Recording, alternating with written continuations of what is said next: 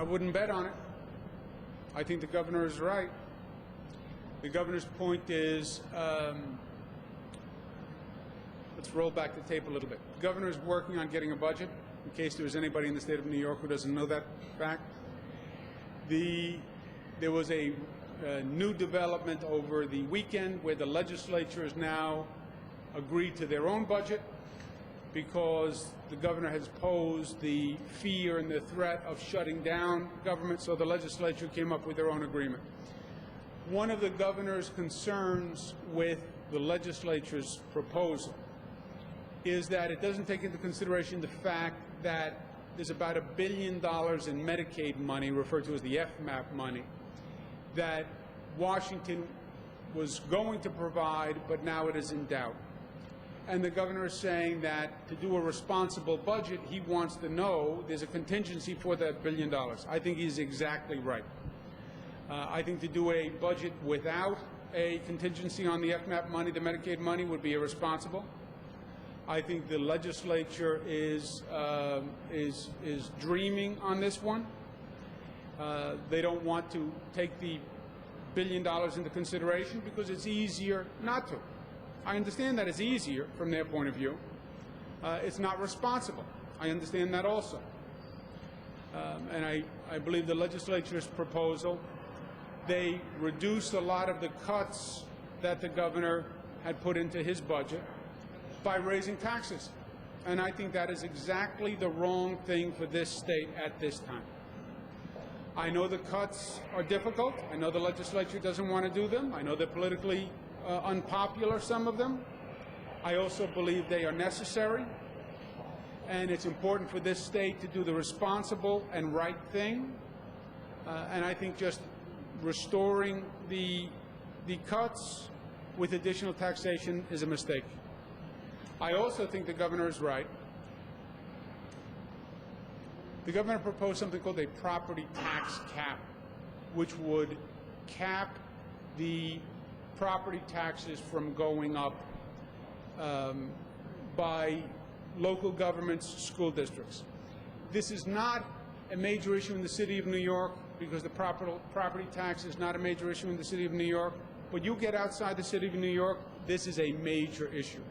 It is causing people to lose their homes. It's causing people to leave the state. I have made a property tax proposal very early on in my campaign, shifting hats for a second. And the governor proposed a property tax cap also.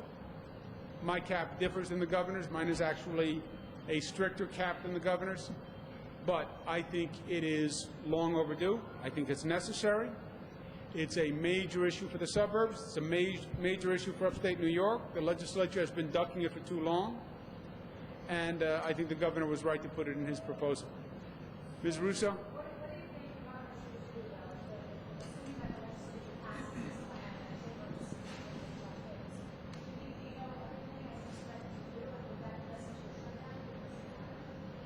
I think, Melissa, there's basically two steps at this point. Number one is try to negotiate with them because everybody wants to avoid the shutdown, right? And I think he did that effectively. That is a real fear that's hanging over everybody's head.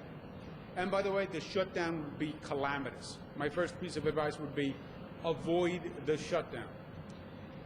So option A is sit down and negotiate. I would hope that, as I said, the property tax cap is very important. I agree with the governor that the Medicaid contingency is very important.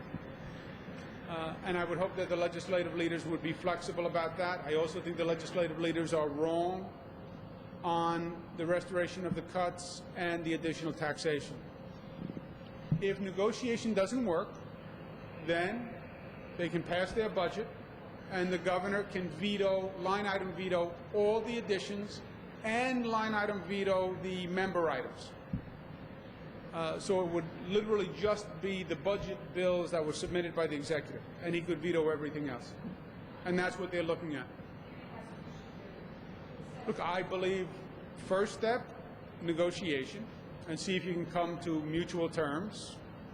If not, step two is they pass their budget, you line item veto any of the ads, you line item veto the member items, because option 3 is shutdown.